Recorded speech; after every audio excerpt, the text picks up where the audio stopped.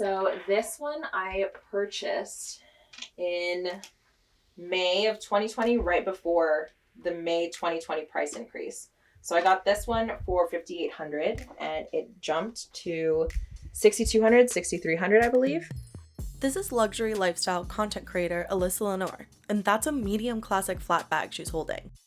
In November of 2019, the small version of this bag cost about $5,200. Exactly 1 year later, the price was increased by about 12%. Entering 2021, an increase in January brought the bag to $6,200, followed by a $900 jump in July. In November that same year, $1,100 was added to the price tag. By March 2022, the small classic Chanel handbag cost $8,454.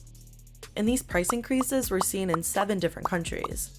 So between November 2019 and March 2022, the cost of a small classic flat bag rose about 63%. Other top luxury brands increased prices too, but why did Chanel increase its prices by so much? And could this hurt the brand in the long run?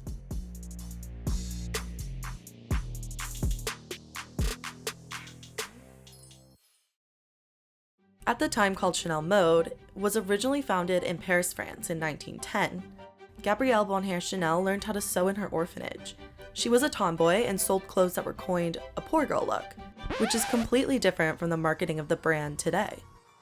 It takes a lot of time for a brand to gain the status that Chanel enjoys today. This is a brand that has existed for over 110 years. The founder was a legendary icon. The brand survived through First and Second World Wars. This is the first shoulder bag launched in 1955. It's called Chanel 2.55 and at the time cost $220. For reference, in 1955, a 24-inch black and white TV cost more than $200, and a winter coat could set you back by about $20 to $30. After World War II, Chanel became a household name and was promoted by prominent women of the 1960s. This is Professor Fomai Sardari. She teaches luxury marketing and branding at NYU, and she says, with the Chanel purchase, you get much more than just an iconic handbag. Pricing strategies in the luxury market is something very complex, and they actually do not follow the formulas that you would find in the mass market. The pricing formula always goes back to the physical rarity of all the resources that the brand has in its availability. Not only the excellent quality of the specific product, but also the heritage that comes with the company and the company's trajectory in constantly creating innovative products and in creating great designs that respond to what the consumer wants to wear today. The pandemic disrupted supply chains all around the world, including the one for luxury materials used to create Chanel products. Most notably, the element that all their bags have, Italian leather. And of course, the fact that the bags are made in Italy. Research shows that Italy's fashion textile was one of the most exposed industries to the effects of COVID-19. Industry sales dropped by about 40%, and exports dropped by about 30% by June of 2020. And that was also the first time Chanel increased the price of its small classic flat bag by $400 since November 2019, whereas Dior increased the price of its Lady Dior bag by $300 in July, and Louis Vuitton increased the price of their Speedy 25 bag in May by $80. But Sotheby's senior vice president and global head of fashion and accessories says these increases are generally normal.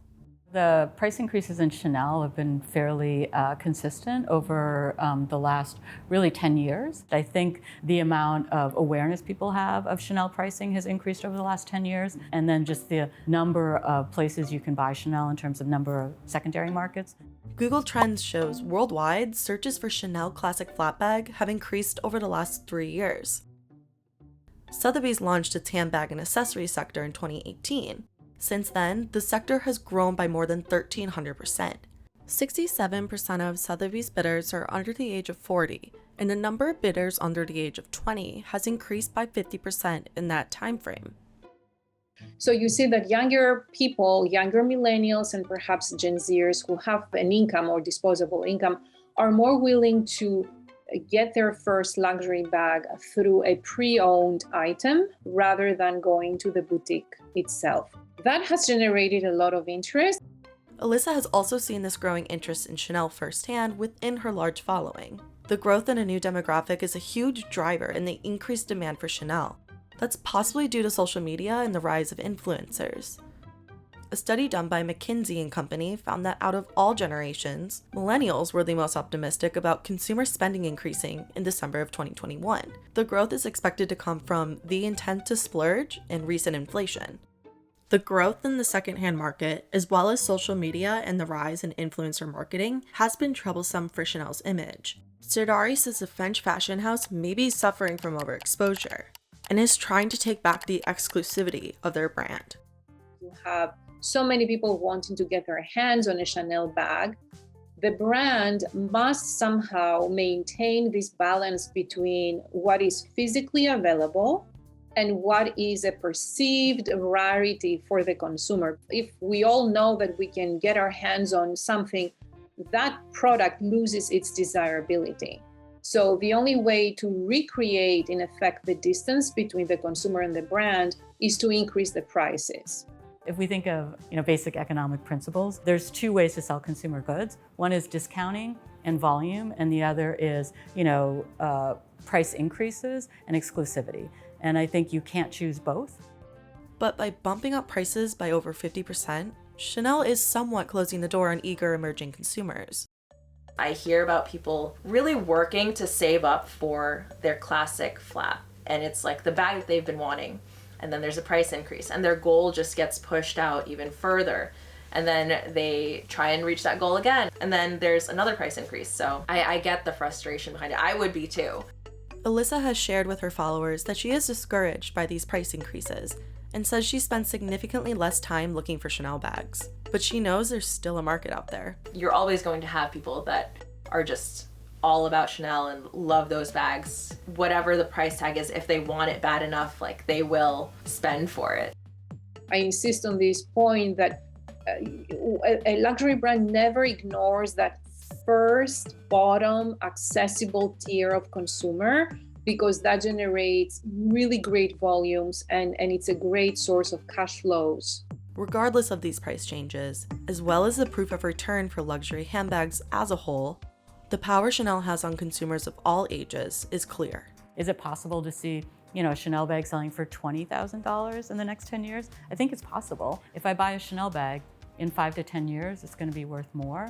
If I buy another luxury brand, most likely that bag is going to depreciate in value and depreciate by 30, 50, 80% over that same period of time.